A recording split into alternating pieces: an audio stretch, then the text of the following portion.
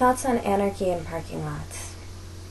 I am always my most vulnerable in parking lots, and it's not because I am a feminist or because I believe a predator could smell youth from a car window. In the dark, you could actually mistake me for stronger, and from a distance, hazel eyes are mostly gray. In fact, I'm almost always far less appealing alone.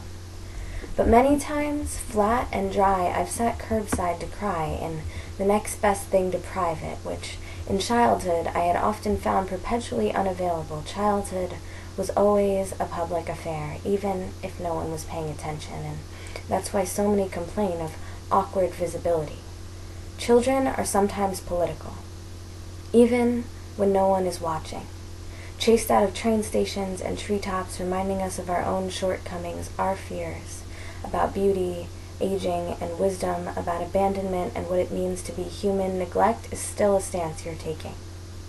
And most of my town was owned and sold with no thought to children, over and over and over again. Parking lots, though, are usually empty at night.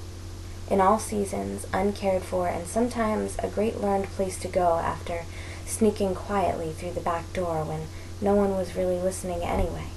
When you have nowhere else to go to eat a bagel from a dumpster, or write lyrics for your rock band, or find someone else who might own a couch or a back seat, someone who might be willing to turn on the heat and down the radio to hop on the highway when you are sleepy. Maybe even say goodnight if you are lucky, or tell you stories till your eyes are heavy, you sprawled out on a patch of grass.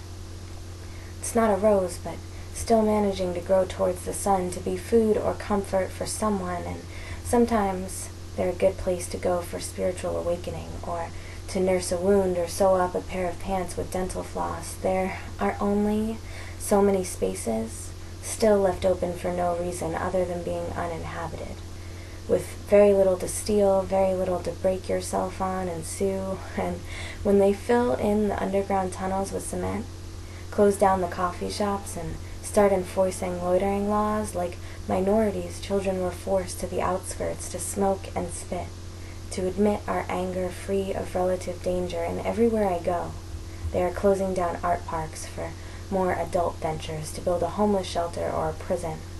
And someone who doesn't own much is plotting and praying they don't get rid of all of them. It's illegal to empty out your car and turn it into a shelter. It's illegal to grow food instead of a lawn, to go off the grid. We don't always even own the things we own.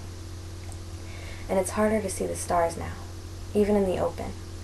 Even now, with all the things I wished for, a more rounded body, more grown up, even with a bed to offer up in honor, I walk winding back to remember.